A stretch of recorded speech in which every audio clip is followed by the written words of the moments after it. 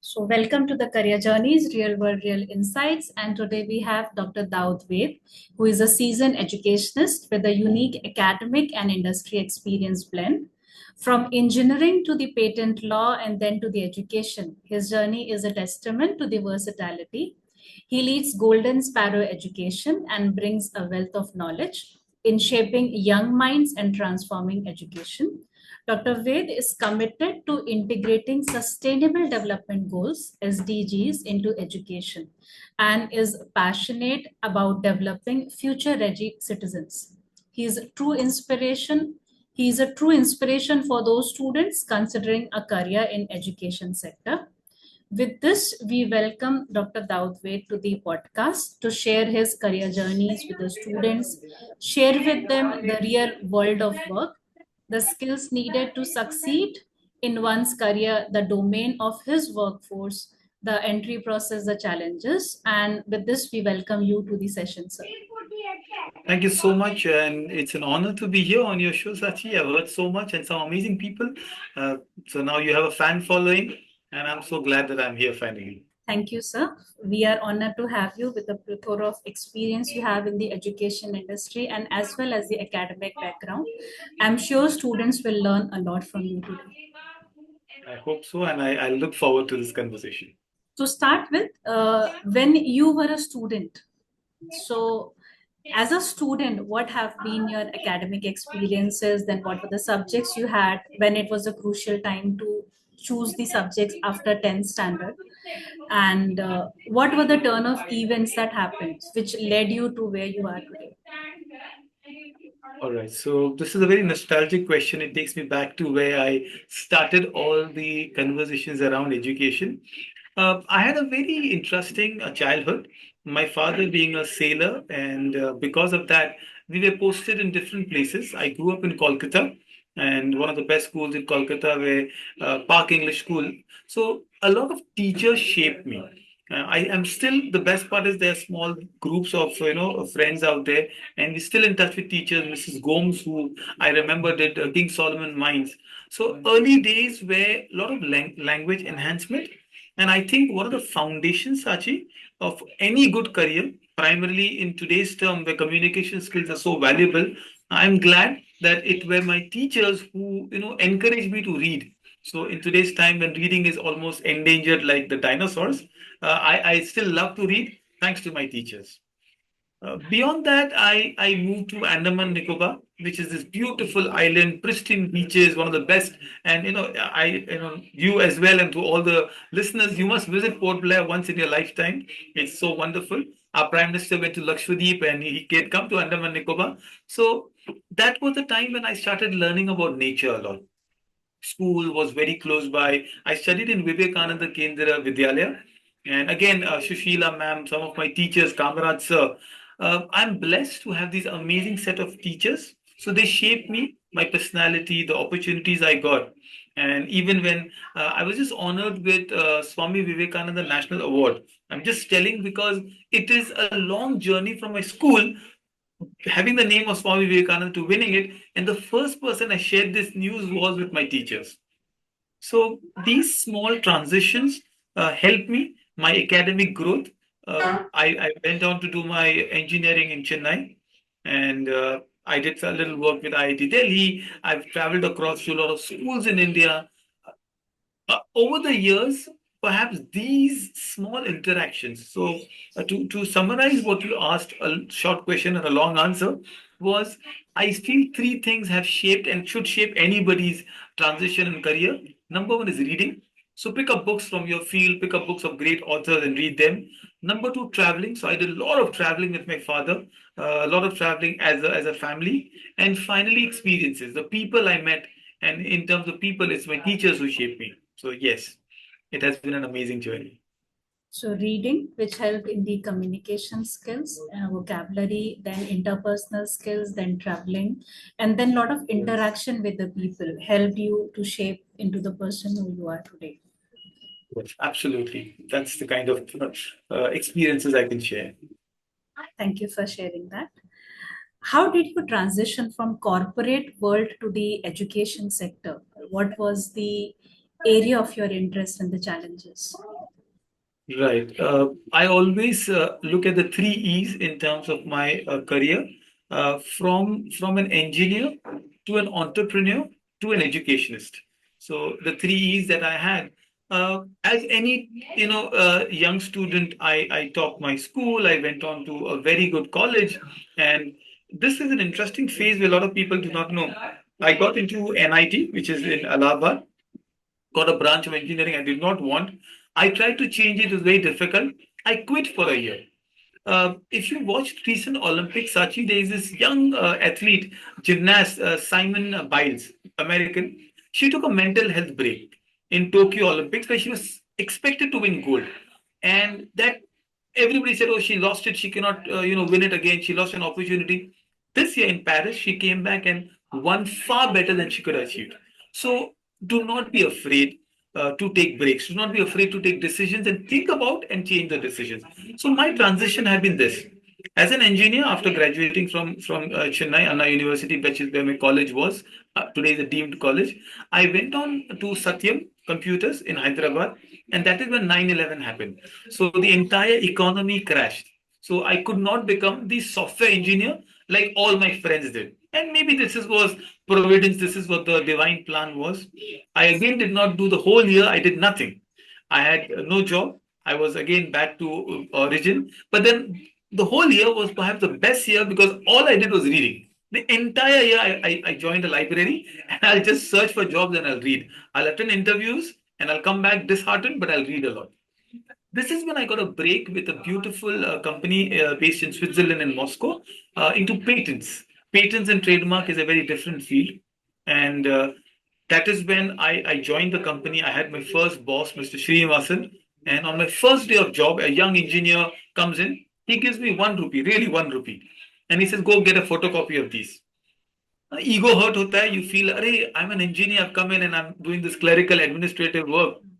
He said, if you can't do this, you'll never be able to do any work.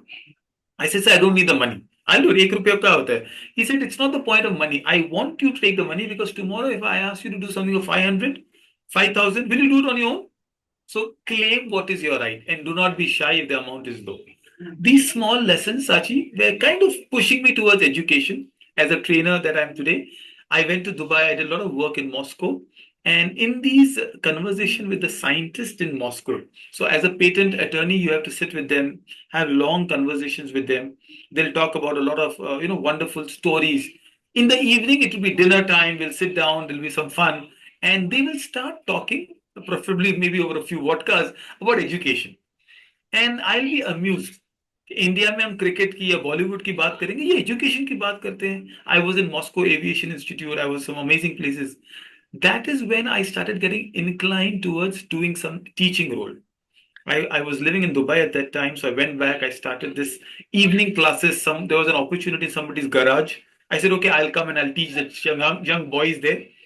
And during that time, I was more interested, so I went and did my MBA in child psychology. The shift was there was always a calling, and eventually I told my wife that I'm enjoying this more. Let's go back to India. And since then, I've not looked back. So the transition has been very gentle. It's not a drastic change that one day I leave everything and I come. But if you look at a flight that moves from Delhi, and if a flight has only 33-degree change, instead of landing in Bombay, you'll land up in Bangalore. So those small pivots in your life help you make the career decision. And today I am where I am because of these small pivots and small changes.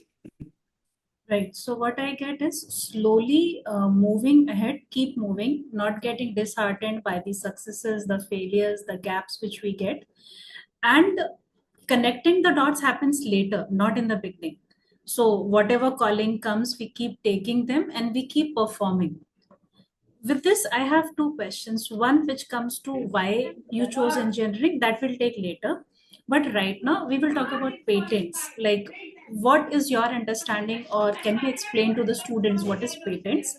Second, when you were talking to your bosses over the evening, so what type of discussion was it? Was it some motivating, or was it some inspiring, or was it like something, no, I should contribute now? Some inspiring spark happened, I assume. Okay, so very interesting. I love the insights. So first, the world of patents, intellectual property, IP, is a beautiful growing field.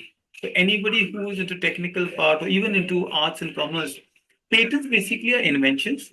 So if somebody claims that they've invented this kind of a tea, coaster, actually, it is a rubber that they've invented, which is flexible and wonderful. So people knew how to put things, hot things on a coaster. But what they invented was the rubber part. That's what patent engineer's role is. As an electronics engineer, my role was sitting with a scientist who will claim that they've invented the whole car. Actually, they've invented the small spark plug that makes the car run. So that's a world of patent. I was the IP formalities manager. That means I used to interact with a lot of patent attorneys across world. So there was this D Young in UK, Ernst and Young, like the company that we say the big four. So there's D Young. There was something in Japan, in Germany, Wusthof and Wusthof in Germany, Abu Ghazal in Saudi Arabia. So every country you file a patent. So there is nothing called a world patent. So you have to file one in India, one in Bangladesh, one in China if you wish to. And that time we learned a lot about these countries. So you have to travel a lot. So I did a lot of work. Imperial College in London was one of the institutes I used to work extensively with. Some organizations in of course in Russia, in Germany.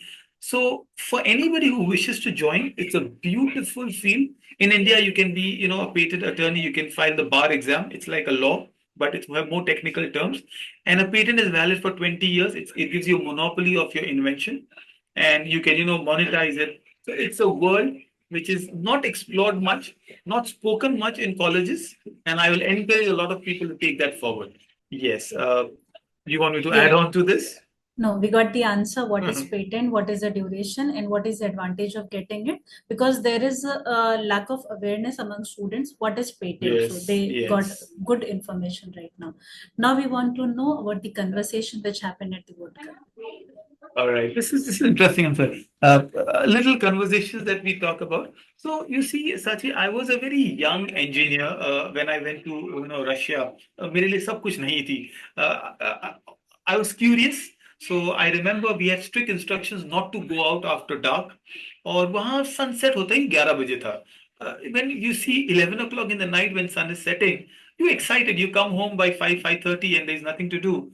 I remember walking to from Troskavaya to the Red Square in Russia, and I remember it was so dangerous. So what I'm trying to say is be curious. So Steve Jobs कहते हैं ना, stay hungry, stay foolish. I read books. So I remember I was very interested to add my thoughts to these conversations. But तब मुझे लगता था कि मुझे कुछ आता ही नहीं ये लोग की बातें इतनी इंटरेस्टिंग थी sometime they'll talk about air travel and how the turbulence and what happened sometimes they'll talk about getting stuck with a visa trust me as much as I wanted to I only listened to them sometimes you wish you are like a fly on a wall to listen to these amazing boardroom conversations of what is happening Right. in Facebook and Google. I was actually the fly there. There, I remember Professor Muradin Kumakam, one of the authority in the world. I am talking about 20 years back. He was talking about flying cars. We had filed a patent for flying cars. Today we have drones, right? Tesla has come with EV cars. I was privy to these information. So to all of you, I did not add anything honestly to the conversations, just a smile and but I was very keen listening. Eventually, I would go back and I'll ask two questions to anybody I was there.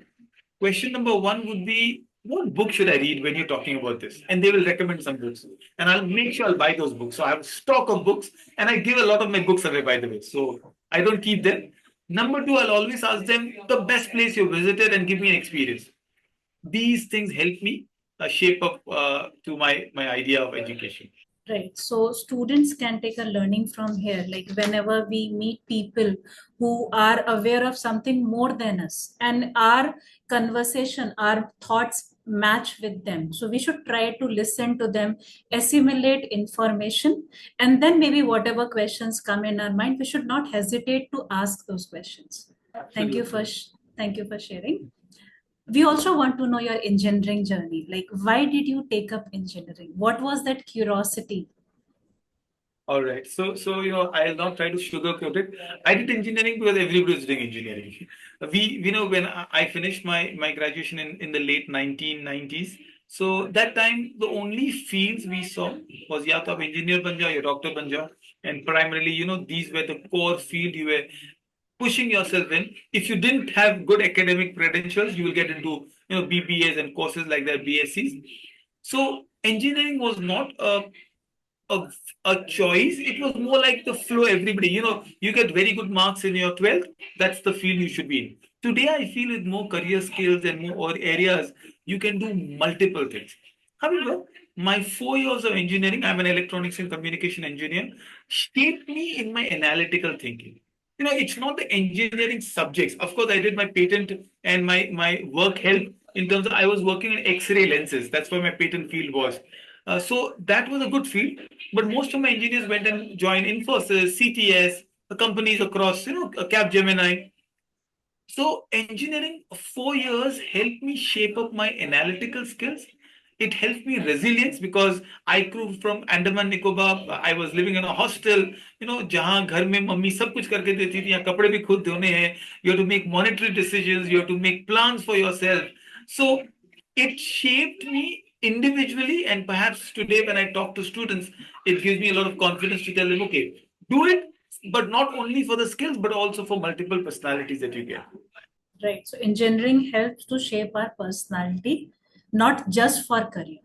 So if a student is good academically and they like these subjects, and if they're not sure of what to do for, they can take it up and then decide on the course what next to do.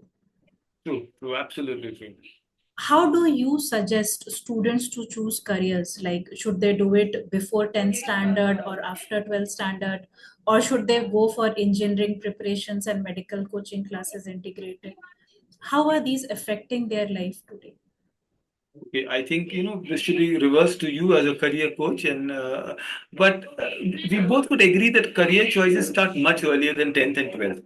Perhaps I wouldn't mind somebody coming and talking to them in grade 6 and 7th and 8th.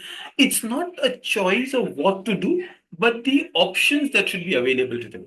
The problem is our students do not like intellectual property, IP lawyer. They don't know about a field until they perhaps go to graduation, which is too late. Some of them may be great at marketing skills. Some of them may be great in doodling and artistic skills. Nobody told them there is a career waiting for you. I met someone who kind of was not very good. He changed six colleges until somebody told him go to JJ School of Arts, which is a top school. He didn't even know that there is an exam to crack a JJ school. He was so excited. He went and joined, and today he is working for some of the top brands in the world. So I feel a career guidance program, not because I'm on your show and I'm telling you to make others happy. And no, Sachi did not pay me to tell me that, but it is a choice students should be exposed to much early on. Yes, then there are options available for them. I always have believed that if medicine is not your go-to subject, why focus on NEET? You can focus a little better on your physics. I do a lot of work, and I'll talk about it later, where children should learn psychology, a subject that I strongly recommend. A subject like business studies and entrepreneurship, public speaking, life skills. A lot of us are deprived of these options because we don't think of career or skills too early, or rather it's too late. By the time it goes and it's only competitive exam.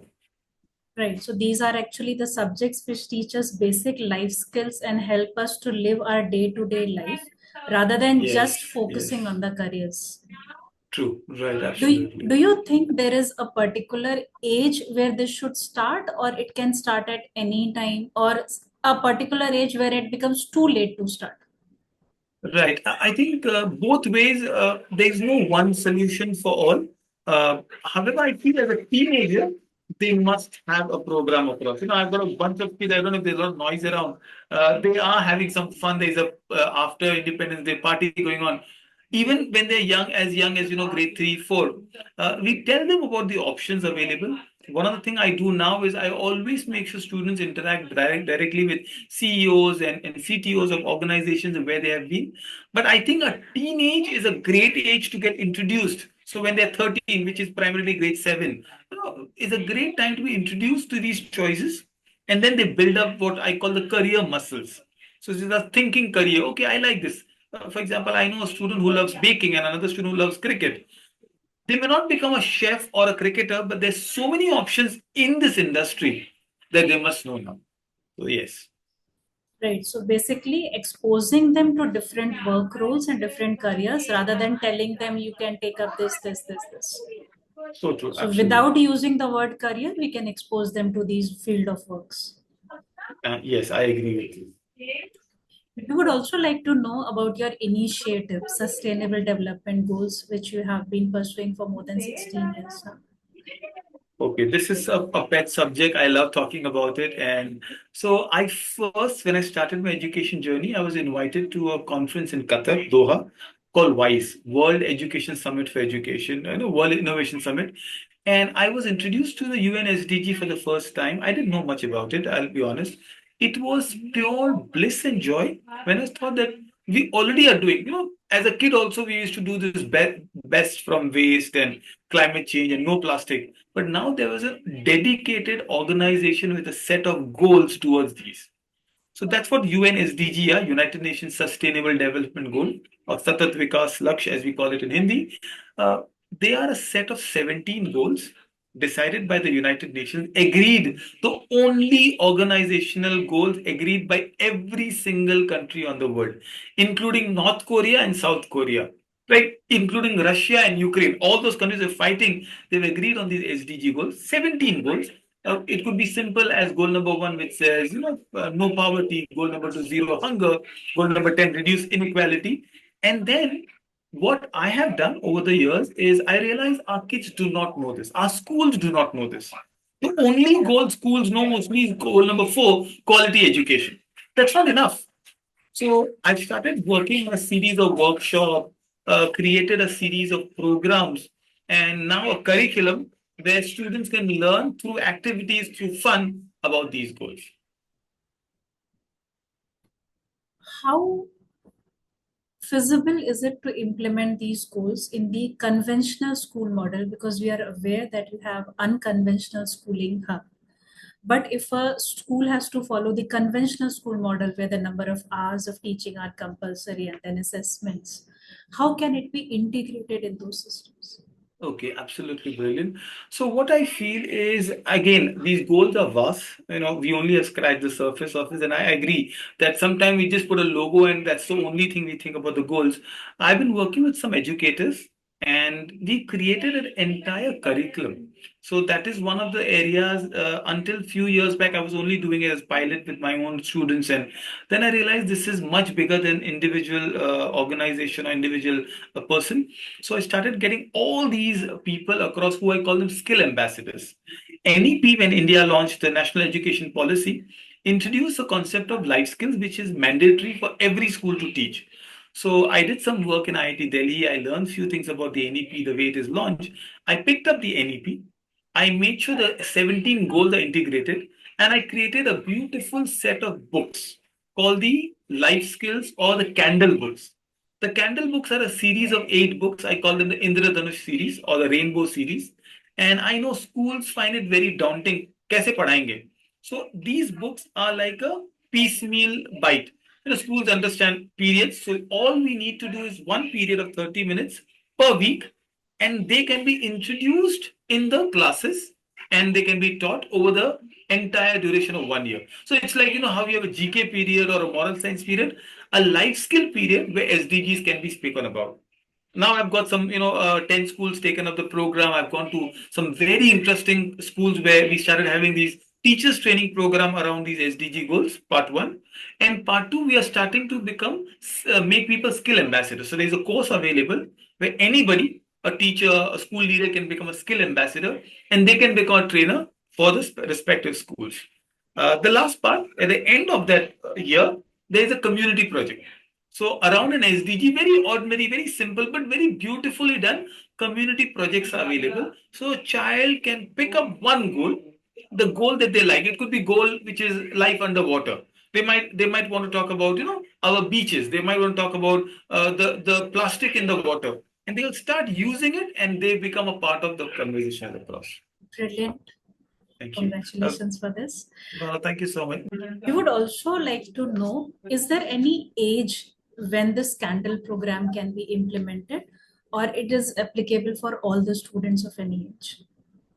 Right. So the candle has two components to it. One is to become a skill ambassador. That is for grown-ups. So, it's for teachers, school leaders. So, of course, that is a universal program. Anybody can become a skill ambassador, and there'll be a proper certificate given to the ambassador, an 8 session program. For school students, we understand that the need is right earlier the better. We can catch them young, do the fundamentals well. So the video, the Indradhanush series starts with grade one. So ideally, at 6 years, there is a book called The Violet. Then there is a book called Indigo at grade two, and subsequently you end up with the red book for grade seven. And we have added on three more books. The only one that is ready right now is Brown for grade eight. So it's from one to eight. The entire series is for the schools to implement.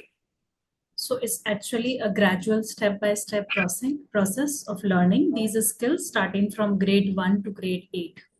Absolutely, yes. And it's made it in a way that there are lesson plans, there are audio companions, there's some resources for the teacher, and every child will have this wonderfully, illustrated, colorful book to learn from. So that's a beautiful gift for the coming generation, Thank you so which much. are yet to enter. Do you have anything of similar for students who are right now in grade 9, 10th, 11th, 12th, or maybe engineering? Okay, so yes, we realize that 9th and 10th, suddenly the focus is on boards. 11th and 12th, it's career engineering, of course. It's a whole new ball game out there. So instead of the curriculum, we decided to do a lot of webinars and workshops for them. So I was recently speaking to a group of children on AI. So there's a skill tag, goal number 12, called decent and economic growth, decent work and economic growth. They said, all right, why not talk about how do you implement AI in your regular life? So the colleges have a choice to implement these SDG goals as a part of their credit points in a college. So I just went to Pillai College, or there is a local college in Kharghar called the ITM, and did these workshops. So they don't have to teach it, and teachers are reluctant, they already things on shoulders. So we enhance that the trainers go there, and the trainers do these workshops or webinars, and now they also get certified and they get credit point. So that is something. Just to add on, Sachi, that there was a recent meeting. I have a friend who is working with EV, a launch of BMW in India. So he's working with automobile industry. So when BMW called all the salespeople to Copenhagen in Denmark, and he said he was India's representative there, and there were salespeople from across the world. The first question the CEO of BMW is asking them is, how many of you salespeople know the SDG goals? And Oh, nobody knew. And my friend, he says he runs a beautiful charitable school in Pune where uh, he's taken the curriculum. So he raised his hand. Among the 300 salespeople from Japan, China, Mexico, India, Sri Lanka, he was the only one raising his hand. And they said, how do you know? He said, I work with children. And the CEO went on, of course, by appreciating and said, if you don't know the SDG goals, you'll be out of this sales job very soon. So I think it is a must for colleges, for the careers to learn about these. so that shows the importance of these goals, which is missing in today's education system. Absolutely. This is something so vital. And for a child's and student's own success, they must learn about these skills and the global goals. And I feel not only in education system, but at the workplace also. Oh yes, today we talk about carbon credits. So big companies are fined if they do not have enough carbon credit. This year I did a webinar and workshop for some schools and colleges on how green the Olympics are. And this was the greenest Olympics that we had. They did not have ACs in the Olympic village usually. Their cars were all EV vehicles. Even the track and field, the track, if you go back and look at the pictures of track, it's a purple track. And the track is made by recycling seashell, mollusk, and clams. It's a new world we are living in. And if somebody do not know about these world, they'll be left behind, far behind. So it's an outcome of a lot of thinking, creativity, sustainable development, and how to utilize the resources from getting waste So true. It is use also, using them. yes, a lot of this has been activist people who have been, Greta Thunberg, this young girl from Sweden. Mhm. People like her have been speaking. Greenpeace have been advocating about these. Today, there is an awareness that there is no plan B because there is no planet B. We are not going to Mars very soon. This is our planet. And if we don't do much about these SDG goals, I'm sure, Sachi, you have seen the beautiful rivers. If someone has gone to Gulmarg, they've seen the snow. I've seen the rhinoceros. But will my kids live to see this? Very difficult. There is no snow in Gulmarg in winter. The rivers are drying up. The last white rhinoceros got extinct in Africa. They will never see. It could be the elephants next year. So we need to do something about it. Right. So thinking about small things, bringing out new ideas, initiatives, rather than thinking very big and saying that this is the only career I have. So even small things can have a career path for the students if they take it up. Absolutely. You summed it so beautiful that these, sometimes you don't have to be a part of large conglomerate. It is said you want to be a small fish in a very large pond or big fish in a small pond. You can make local contributions and make a huge difference. Thank you for sharing, and we need to create awareness to the students about this. Just a thought, Sachi, that I'm a teacher. So there is this advocate called Advocate Afroz. He lives in Warsaw.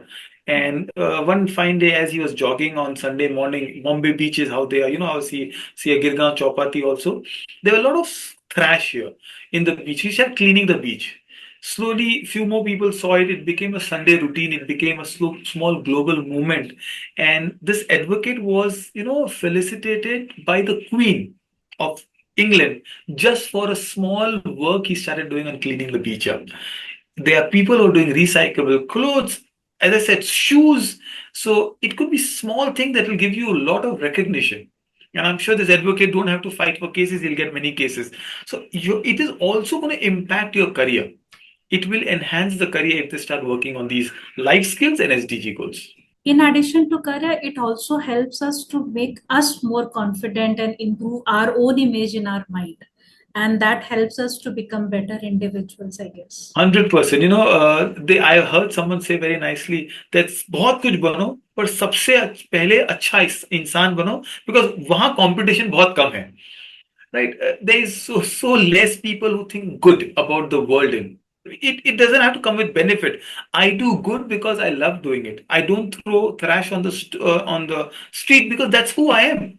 One of the chapters in the Candle book is on integrity. And they say integrity is when nobody is looking and you still do good. And that's what I expect my students. I was about to say that. Thank you for bringing it up. No, I think we think alike. Thank you so much. Could you also elaborate on the philosophy behind Golden Sparrow education and how do you envision transforming the education landscape in India with this initiative which you have taken?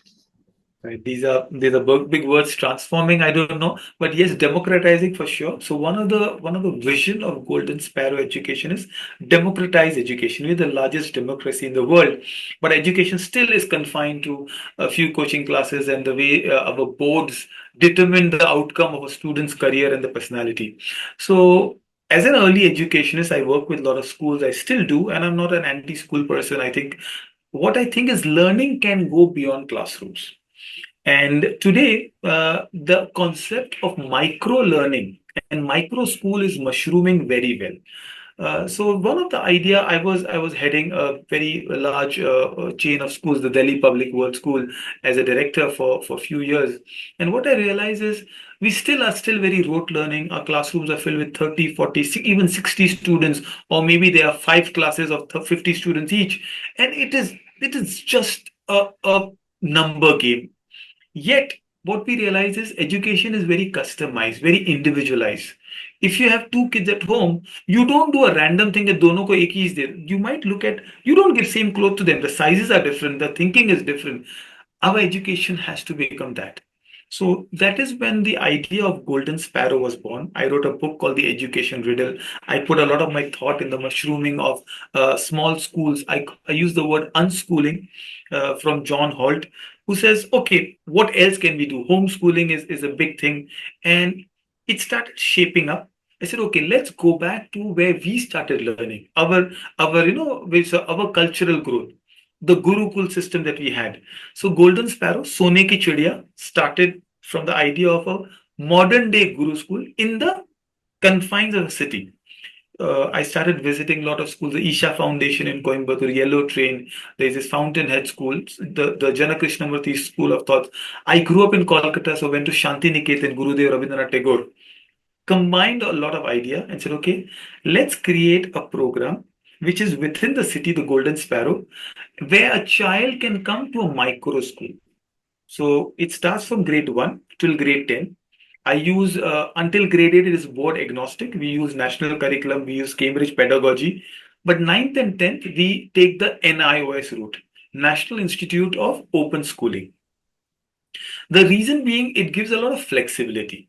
The children are still doing math, science, English, they're doing the languages, Hindi, Marathi, Nukkad Nataks are there, but suddenly they're not subjects anymore. You don't have to write an exam in grade 10 if you don't want to do a subject.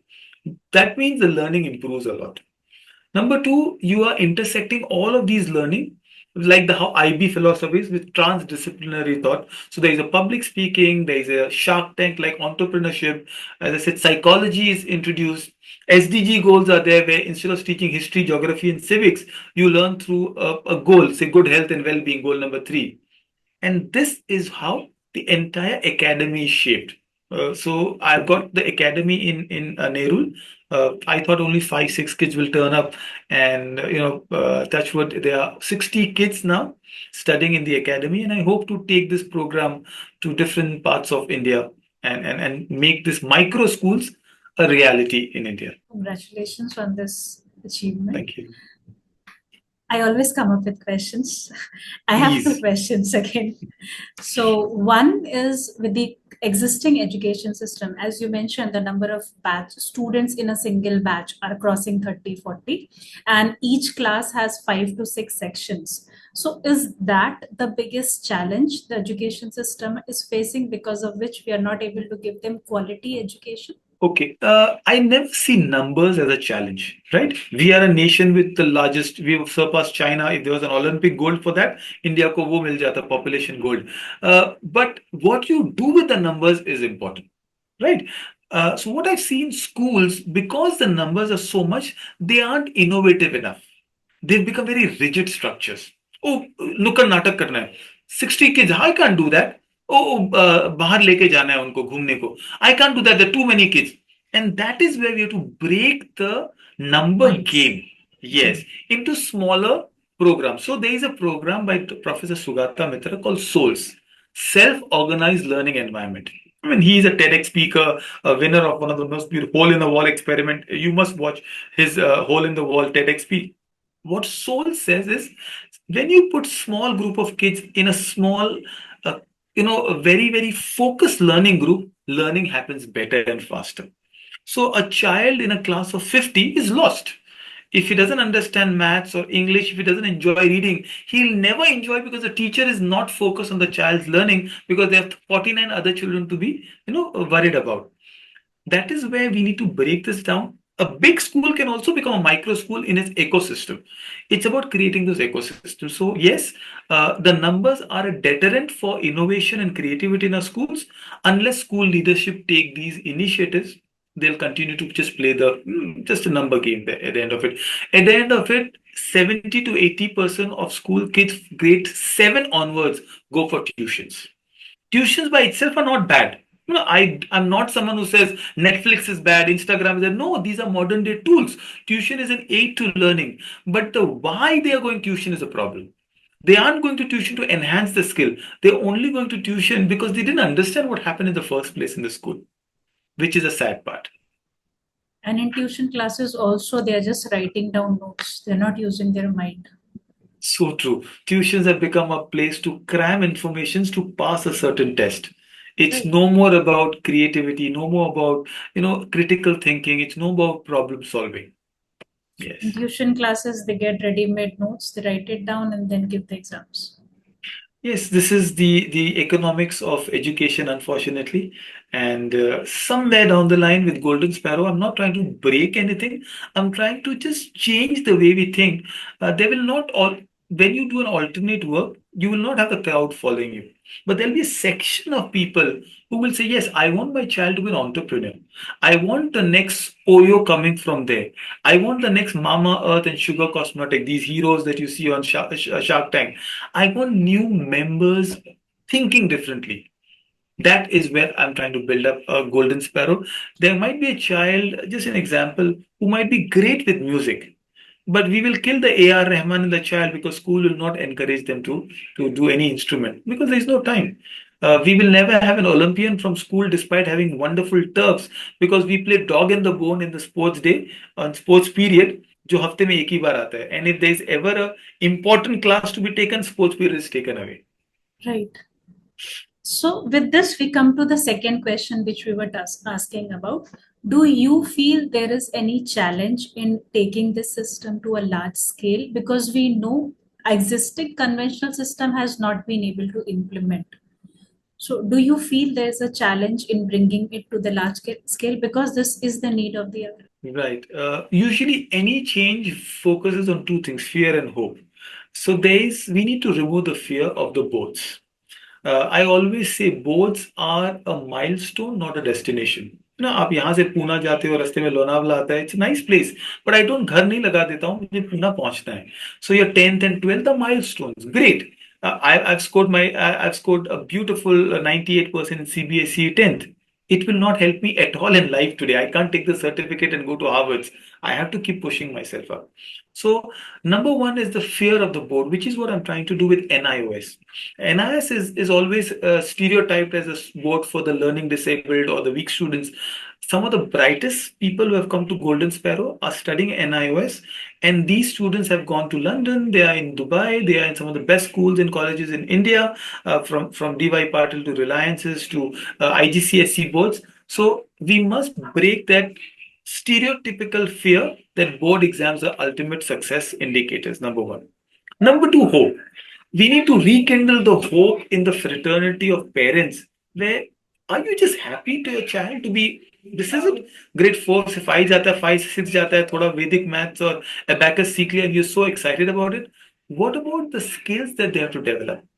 Perhaps we need some amazing leaders. We need to put Sonam Wangchuk and Sugata Mitra on the pedestal and show them that educationists are role model. I did a lot of work in Switzerland, and very next door is Finland, which is known as the best country in the world in PISA ranking, performance indicator for student assessment. It is like the Olympics of education. And two things I learned from Finland. One I implement in Golden Sparrow is it's 4 days a week. We only study for 4 days. Go back to school, Sachi, and tell them खाली 4 दिन पढ़ना है. They say 6 दिन कम पढ़ते हैं. What are you talking about? Right? Because we think more is better. Parents will complain. हम पैसा दे रहे हो सब संडे भी रखो हमारे बच्चे को. And we think we don't have space for them to think. No wonder mental health is a big issue today. Two, which is what I was coming for, is we need heroes. So in Finland, teachers are the heroes. So if you have a teacher card and if you're traveling in a bus, everybody will get up and give you a seat, irrespective of your gender. It doesn't have a male teacher will also get a seat. Teachers will not have to stand in a queue. Why? Because you're a teacher. If you are standing in a classroom, if you're still standing in the queue, you are tired. Look at the respect. हम कहते हैं गुरु, right? No, Guru Deva. The way we respect, we have a Dronacharya award given to the best sports people. But where are the gurus in our education system? We must celebrate teachers. We must we must award them. We must put them on a pedestal. Only then this will change. A lot of it comes from educating parents as well. So true. About the students, like they should not be pushing them for marks or maybe boards and maybe for choosing careers, rather than living each day with them and connecting with them and talking to them, because now because of nuclear families both the parents are working, difficult to take Absolutely. it up. So I understand the parents also fears coming from every year a coaching class in a PACE or an Allen or a Time or a Baiju will show these 20 students who have top scored in NEET and IIT. What I want also somebody to do a survey is after 10, 20 years, where are they? Just scoring high on these is only a one, it's a success. Absolutely. I hats off to these students and their parents and the centers who worked very hard on them. But 20 years baad, are they still happy? Are they still successful? Someone who's done from a very remote college in Latur, is he not happy or successful? That are yardsticks we never compare. So we are driven by a lot of greed. They put a fear in him. अगर आपका बच्चा इतना score नहीं करता है IIT coaching में, there is no guarantee that they'll be successful. Relationships, what are we talking about them? That is where life skill comes into the picture. So I wish somebody does a survey. There's a book called the Marshmallow Test. A survey was done, and there was this is no indicator of success in life. What they scored. I'm sorry if I'm very passionate about education, and we end up, but we believe the system is changing. World is educating itself. Parents are coming forth and deciding. Golden Sparrow itself is a success story, where only if it's 60 to 100 parents, but these are the parents who have taken a leap of faith, and I see so similar institutes across India springing up. Right. And we would like you to share more because that's the purpose of our podcast, bringing the real requirement, real world to the students and parents. They also need to understand Yes. that marks and just scoring high marks and getting 99 is not sufficient. This is something. It's an appeal to all the parents that let the children be, let them enjoy their childhood, and so with us as well. One of my dreams, Sachi, is to see these small micro schools springing up in different areas in Gujarat, in West Bengal, in Tamil Nadu, where educators take over. Right now, a lot of builders are making schools, a lot of administrators are running schools. Educators are relegated only to teaching. If we can make educators the decision makers, you see the landscape will change. How preschools have sprung across India, so many of them, from yellows and reds and blues and all the lovely bright colors. I feel golden should be the new color. I'm also looking forward as can we have sparrows are very endangered. When I was growing up, I used to see a lot of sparrows. Now I only see pigeons in the flamingo city of Navi Mumbai. Can we re-bring those sparrows, which to me it's a metaphor for creativity in children? And I think these micro schools can do amazing. Definitely, they will over a period of time. What advice do you have to the young people who are interested in pursuing a career in education sector? Because you have a plethora of experience and you have worked with the students and you have a vision. So, what is your advice to the people who want to enter as educators? Wonderful. I think when you start giving advices, that makes me feel old now. But I think one of the advices I personally have seen is join an institute which is challenging the norms as an apprentice, as an intern. The standard ones are read, travel, meet people. But one strong word is I know a very good friend of mine, Mala. She has a company called Teen Internship. What I feel is become an intern with an institution. No, it could be any institution you are excited about. Once you do that, you will bring that experience into your education field. Your personality should not change. Today, a child is forced to just do an MA or B.Ed, and somehow the unlearning becomes more difficult. Right? The modern day schools are looking beyond B.Ed. Yes, it's a qualification that's required. Please go ahead and do it, but you can pursue this B.Ed multiple ways. There's not only one way of doing it, but your internship as a young student will change the way. Now, let's say you intern with Timex, with the way the clock manufacturers are. It could be in the sales department. It could be in the manufacturing department. It will change the way they think about the organization itself, the values. So that's my strong advice. One advice, but a strong one, intern with good institutions. Right. So that will also help them to find out whether they need to get more education in that field or not, or that field is not working for them and they need to do internship in another field. Yes, and internship doesn't have to be for 2 years, right? It's a 3 month, so 3 weeks interns also. So there's something you can do, and you get certified. You can add on to your resume, LinkedIn. Internship is a very powerful tool for doing more than adding on to your career prospects. Given your extensive experience, what are the emerging trends in the education that young professionals should be aware of? Okay, so there's less redundancy in terms of today. I always said my teacher friend get offended. Lesson plans are overrated because all the years we worked so hard on making those lesson plans. Today, GPT or Gemini can do a lesson plan for you. So I feel do more skill-based work. That's one area that I encourage them.